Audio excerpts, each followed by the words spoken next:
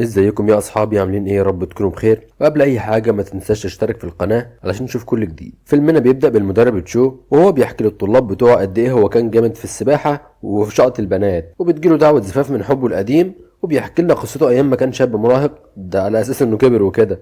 المهم بيقول لنا انه لما كان عنده 17 سنه كان مختلف عن بقيه اصحابه، وده لانه كان بطل فريق السباحه في المدرسه. وبنعرف بعدها من الطريقه اللي المدرب يهزقه بيها انه كان بيهبد، وانه ولا بطل ولا نيله، بالعكس ده كان شاب مشاغب بيحب المشاكل. وفي وسط ما هو بيتضرب ومتبهدل وطالع عين اهله الا انه شاف القمر في عز الظهر، والقمر دي اسمها يو يونج سي. وبعد العلقه اللي كلها راح للمديره بهانه وهزقته لانه بيعمل خناقات اكتر ما بيحضر. وساعتها دخلت عليهم الحلويات، وبيكون ده اول يوم ليها في المدرسه. بتيجي موظفه وبتطلب من المديره تكلم العميد. طبعا تشو مش بيفوت الفرصه وبيروح يتلزق في البنت، وبيقول لها ان كل ابوابه مفتوحه ليها في الوقت ده. بتقول له عندك حق، بس في باب مفتوح قوي، اقفله، قصدها على البنطلون. فبيقفل الباب ويمشي، وبيفضل يراقبها ويمشي وراها طول الوقت. وزي اي طالبه جديده بتتعرض للتنمر طبعا، وبيفضلوا يكتبوا على لبسها كلام يعني كده بقى. يعني تشو بيشيل من عليها الورق ده، وقائد فريق السباحه بيجوا بيقول لها انه بيقدم لها الكاس اللي فاز بيه كهديه، فبترميه في وشه. وبتاخد تشو بيروح يشبك لها علشان يهربوا من المدرسه، وبتقول له انهم هيهربوا على الغابه. تشو بيفهم ان الغابه دي مكان بيكون فيه اتنين بيحبوا بعض، وبيسرح بخياله كده للبعيد، لكنه بيعرف بعد كده ان الغابه دي اسمه مطعم، فبيبقى شكله زي صباع الكفته اللي بياكله ده. وتاني يوم بيروحوا المدرسه وبتقول له ايه، مش هنروح الغابه ونجيب غدا؟ فبيخبي وشه منها. وقائد الفريق برضه بيضايقها هو واصحابه، وبيبقوا مشكلين عصابه اسمها القرش، لكن تشو عمل فيها جامد ونزل فيهم ضرب. بيقول لها تقول قدام القرش ده انهم مرتبطين، ساعتها بس هيبطل يضايقها. ويا دوب بيقول له كده بيلاقوا عصابه القرش داخله عليهم، وكانت لسه هتضرب تشو. ساعتها يونج بتقوم وبتقول له انهم مرتبطين. بيقول له دي هتبقى سنه سودة عليكم عليها السنه دي. وتاني يوم بيكونوا تشو ويو يونج بيفطروا سوا. طبعا القرش مش بيسيبهم في حالهم، وبيفضل يرخم عليهم ويرمي عليهم بواقي الاكل، لكن تشو بيكون بارد ومش بيدي اي ردة فعل، لكنه بيطلب منه انه يسابقه في مباراه سباحه، ولو فاز عليه مش هيضايق يو يونج تاني، وكمان هينفذ كلامه في اي حاجه يقولها.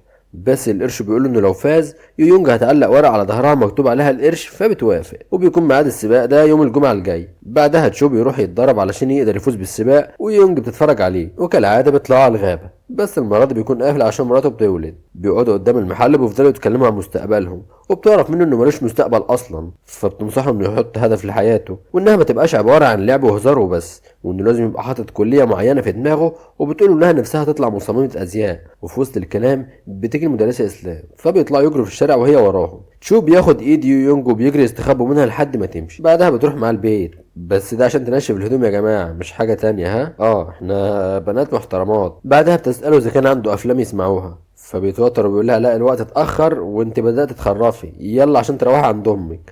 وبياخدها يوصلها بالعجله بتاعته لحد البيت.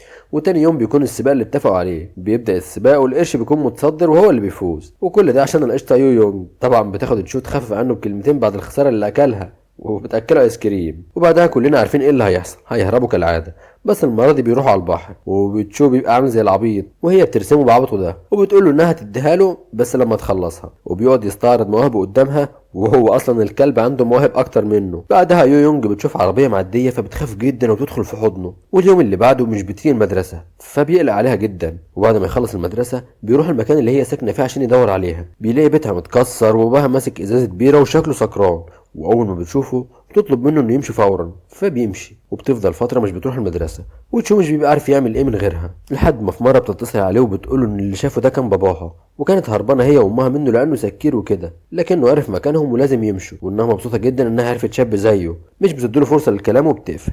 بيطلع جري وراها علشان يلحقها، بس للاسف بتكون مشيت. بعدها بيعتمد على نفسه حبتين ويشتغل في مطعم لحد ما بيقابل واحد صاحبه، وبيختاروا سوا هيدخلوا كليات ايه. ولما صاحبه كان بيألف في صور الكليات، ساعتها تشو شاف يو يونج في صوره وما كانش مصدق عينه، وبيقوم راقع صاحبه بوسه، ومش بيضيع الفرصه وبيروح يتمرن ويدرس كويس جدا علشان يقدر يدخل الجامعه ويقابل يو يونج. وزميله كان بيساعده في كل ده، وطول ما هو بيذاكر كان حاطط صورتها قدامه لحد ما قدر فعلا انه يروح الجامعه.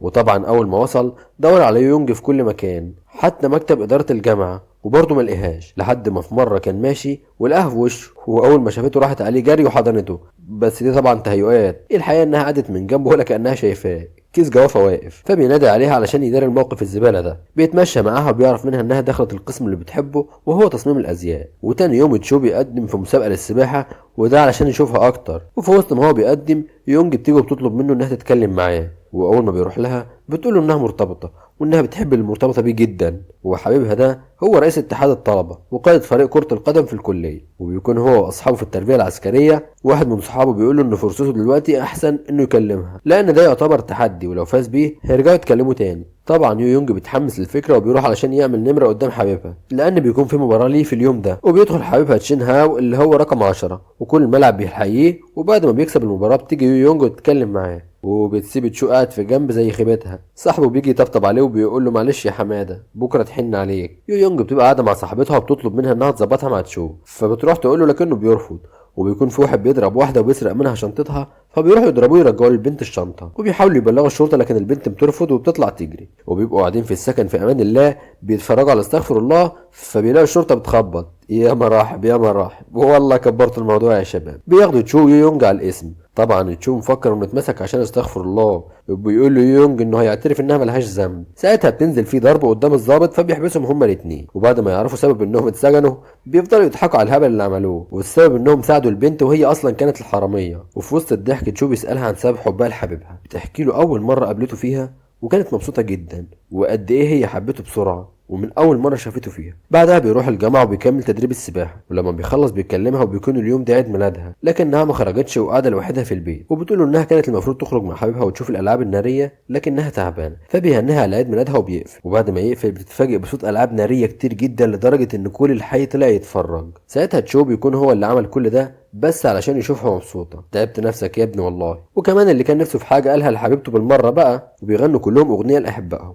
وفي وسط الزحمه دي تشو بيقف وبيقول لها عيد ميلاد سعيد لكنها طبعا مش سامعه. وتاني يوم تشو بيسمع حبيب يو يونج وهو بيخونها مع واحده وبيقول لها انه عاوزها تروح معاه امريكا، وبيكون في مباراه مهمه جدا في اليوم ده، وبيكون مراهن على المباراه دي انه لو فاز بيها هياخد يو يونج معاه اوروبا، فبيتعمد انه يخسر المباراه دي علشان ما ياخدهاش ويروح مع الموزة التانية. تشو بيكون سامع الكلام. ساعتها بياخد يونج وبيقول لها ان حبيبها بيستغل حبها ليه وبيتكلم مع واحدة تانية، مش بتبقى عارفة ترد فبتسيبه وتمشي. تشو بيتعصب منها وبيروح يطلب من المدرب انه يلعب. في الاول المدرب بيرفض لكن حبيب يونج بيقنعه انه يلعب، واول ما بينزل بيفوز بالمباراة عشان يثبت لها بس ان كلامه صح وان حبيبها بيخدعها، وبينزل ضرب في حبيبها قدام الكل وخلى شكلها زبالة وساب الملعب ومشي، وكل واحد بقى في حاله، والدنيا اتغيرت والحالة بقت حلوة معاه، وجاب تليفون ايفون كمان وحاول يتواصل مع كل اصحابه يونج لكنه معرفش يوصل لها برضه. وبنعرف كمان انه بقى نجم فريق السباحه الاقليمي وارتبط ببنت زي القمر اسمها تشياو يو، لكن برضه البت يونج حلوه الصراحه. وفي مره وهو راجع من التمرين شاف يونج قدامه ماشي مع واحد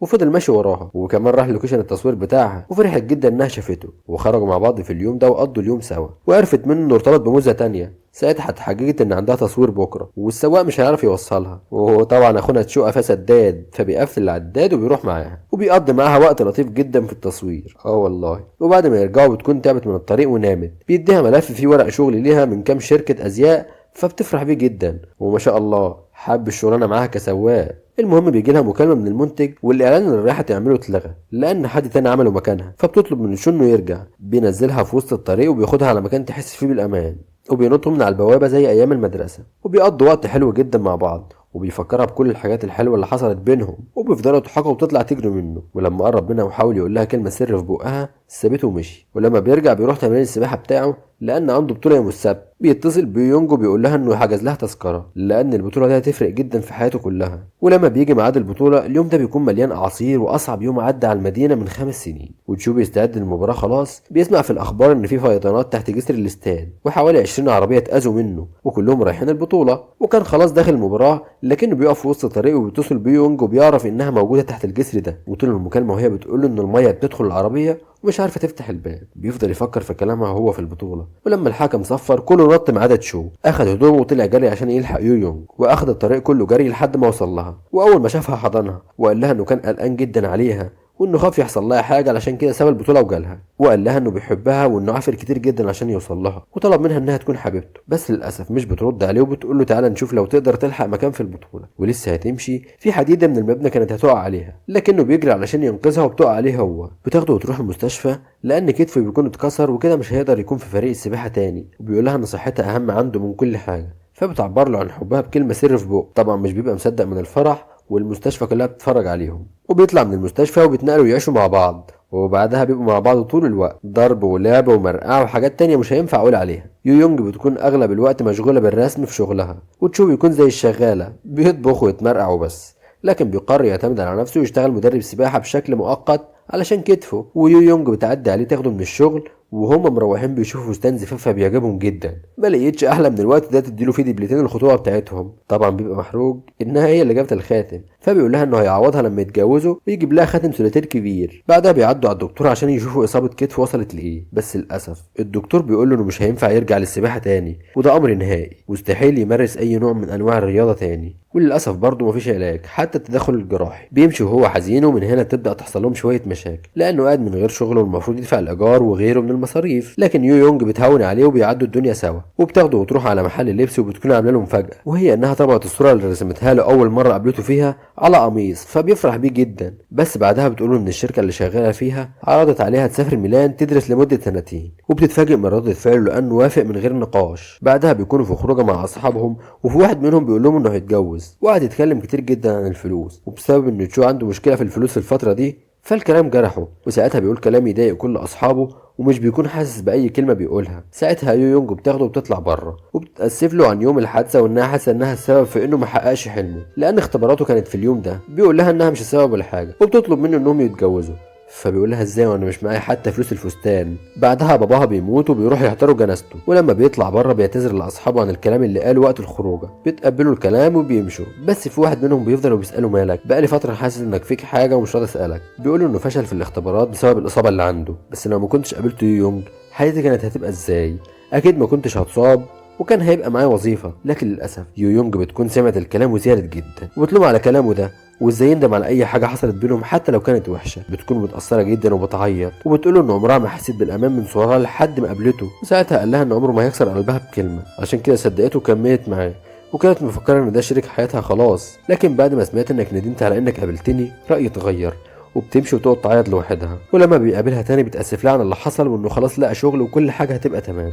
بس بتقوله انها قررت تسافر ميلان الاسبوع الجاي، بيدعمها وبيقول لها روحي وانا هستناكي وهبقى ازورك في الاجازات. لكن في وسط الكلام بيلاحظ انها خلقت الدبله بتاعتها. بيسالها ليه وانا جاي وبعتذر لك عن كلمه قلتها وقت زعل. بتقوله انها حتى لو سامحته مش هتقدر تتعايش مع كلمه الندم اللي قالها، وبتسيبه وتمشي. طبعا كان حزين جدا وبدا يعمل دعايه عشان يبدا شغله الخاص، لكنه بيتعرض للضرب والاهانه. وفي مره بعتت له جواب بتقول له فيه انها السبب في اصابته، وان الاصابه دي سايبه جرح في جسمه لكنها سايبه جرح في قلبها، وان اللي حاسس بالندم هو انا مش انت، والحاجه الوحيده اللي عمري ما هندم عليها في يوم من الايام اني كنت معاه. وبعد الوجع اللي حس بيه وعاشه من بعدها قرر انه يخلع الدبله ويبدا حياته من جديد. وبعدها حصل على لقب استاذ ومدرب سباحه. وفي يوم لقى على المكتب بتاعه دعوه زفاف من يو يونج. الكلام بيبقى صعب عليه، فاصحابه بياخدوه رحله علشان يفكوا عنه شويه، لكنه بيفضل يشرب ويفكر في الحاجات اللي حصلت بينهم ويفضل يعيط لحد ما بيقرر انه يروح الفرح خلاص. وبيصحى اصحابه من النوم وبياخدها عوم، وفعلا بيعدوا عوم بياخدوها جري لحد ما يوصلوا القاعه، وبيروحوا الحفله هو والشباب وبيتسحبوا من ورا الباب، وبيوزعوا كل اللي موجودين في الاوضه علشان تشو يقدر يتكلم مع يونج لوحدهم. وبتفرح جدا لما بتشوفه. بيقول لها انها جميله جدا في الفستان، وانه اسف على اي اذى سببه ليها، وانه كل اللي حققه في حياته كان بسببها، سواء جامعه او صحاب او شغل، وان عمره ما هينسى في حياته اول خناقه ليه لانها كانت اول مره يقابلها فيها، ومش هيقدر يسامح نفسه طول حياته على انه قال انه ندمان، وان مفيش حاجه حلوه حصلت في حياته غير وهي كانت السبب فيها، وانه شافها في كل حالاتها السعيده والحزينه. لكن الوش ده اول مره يشوفه دلوقتي لانه مش بينتمي ليه. ولما كانوا بيتفرقوا كل مره ما ودعهاش بشكل كويس، بس المره دي جاي يودعها بشكل يليق بيها، وبيودعها فعلا. وهي كمان بتقوله انها لما كانت بتتوه في حياتها ما كانش في حد جنبها غيره، وبتسلم عليه للمره الاخيره. بعدها بتنزل وبتحضر فرحها في سلام، واليوم بيعدي تمام، وبكده يبقى خلص الكلام. وبس كده، اشوفكم على خير.